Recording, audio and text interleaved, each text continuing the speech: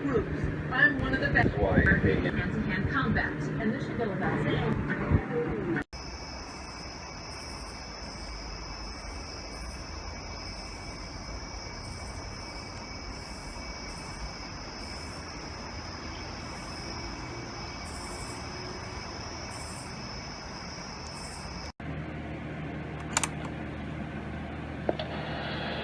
Today is September 8th, 2016, and today is, I guess, the anniversary of Star Trek. Star Trek's been around for 50 years, and let's talk about that. Let's talk about that Star Trek. Here are some Star Trek figures. These are the reaction figures I think that Funko made.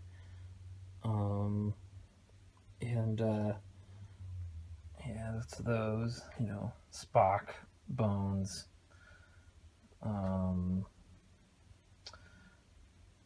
what's his name? Sulu, Uhura, that monster that Kirk fights. I've been looking for other ones of these, but they're kind of hard to find. I don't think they're making them anymore. And then I got some original Star Trek Generations figures. This is from the last episode of Star Trek Generations, when what's his name? Data. He's like decides to put, you know, has an old, you know, the streak of white in his hair, and then here's Lore, his brother, his evil brother, and then there's Kirk. This is a figure that was made, like, I want to say late 90s. All these were from the 90s. And then these are new. Star Trek. My mom was really into Star Trek. She would watch it when I was real young, like the original series, when it came on TV. And then later, when Star Trek Generations came out, she was just obsessed with the show. And, you know, when you're a little kid, you know, preteen, I want to say, you don't really have control of the TV all late at night. When it's late at night, it's the mom, in my case, had control of the TV. So I'd watch whatever she was watching. And she would watch Star Trek, a lot of sci-fi, but her favorite was Star Trek, and it became my favorite show as I grew up. Down here on my shelf, I have a collection of the original movies, the motion picture, Wrath of Khan, Search for Spock, The Voyage Home, The Final Frontier, The Undiscovered Country, and then I have a couple of the newer movies, Star Trek Generations, and First Contact. And of course, Explorers. You gotta have that, and Dune, but who cares about that? Let's focus on the Star Trek. The thing I like most about Star Trek is the positivity of the, like, most times when you know, there's a sci-fi and it's about the future, it's kind of like a bleak, negative future. With Star Trek, it was very positive, and I think a lot of people probably didn't like that, and I always was, you know, I'm kind of a very positive person, so having Star Trek and having it being like a very positive thing at the end of the day, and then you go to bed and you're like, have all these imaginary thoughts about what the future could be like. And, like, to me, I want, you know, our generation, our humans, to continue and go on to explore space, and that was always very appealing to me. And like, who wants to live like in a cave with no technology and you're scrounging? That sounds like really boring. And you know, maybe you're gonna die. You know, that just sounds really bad. So Star Trek was just great in that manner. I also have this Counselor Troy figure that was never opened because it was a girl toy. My mother bought it for me, and I still haven't opened it. It's still in the box. Counselor Troy. I wonder what year this was from. From Kmart. That shows you it's never exclusive. Skybot Playmates collector card included. Oh, there's the card.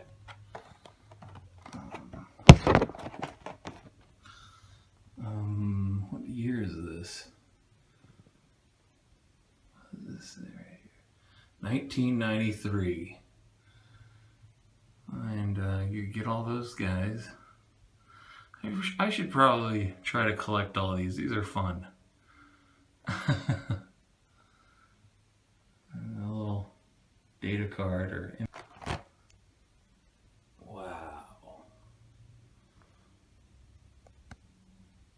Another reason I liked it was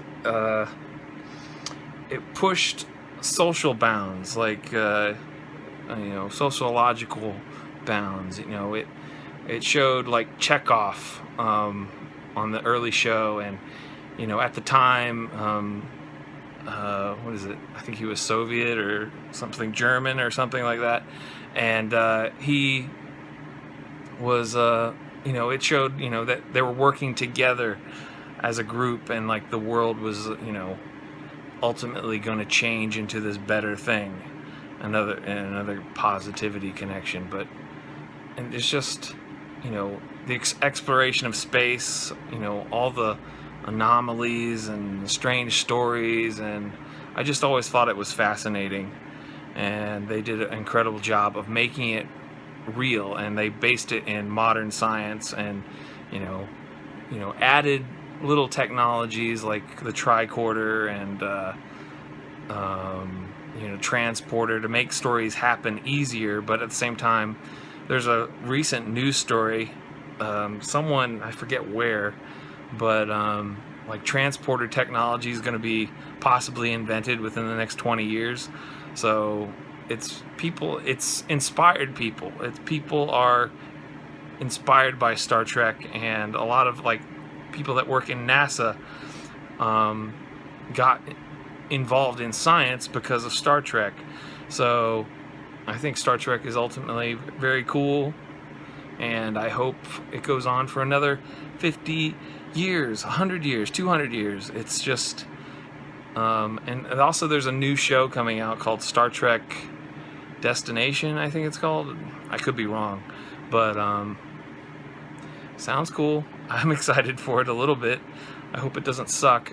They used a design for the new Enterprise from like they were in development for back in the early, I guess in the 70s. This was, they were going to possibly restart Star Trek, and it got canceled. The whole idea got canceled. But one of the designs for the ships it's like a very 70s looking design, but it has the disc, the shape, and then at the bottom has like a triangle, a very big triangle with the thrusters and the engines on the side.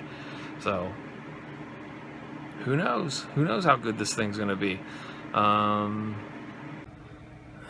here on this bottom shelf, I have Star Trek Voyager on DVD, pretty much the entire season, along with a random copy of Attack of the Monsters and Carl Sagan's Cosmos. And right here is the Star Trek Generations movies, from the TV show, the 90s TV show. Then they made movies, and I think in the early 2000s they had some movies. Those are those. And then right here is the original series. Then next to that I have the cartoon series, that orange and white box.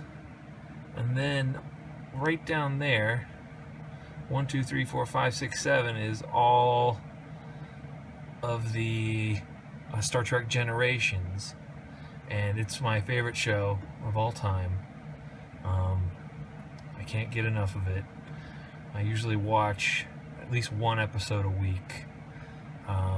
It's just my treat to myself. And down right there, those are beta tapes. So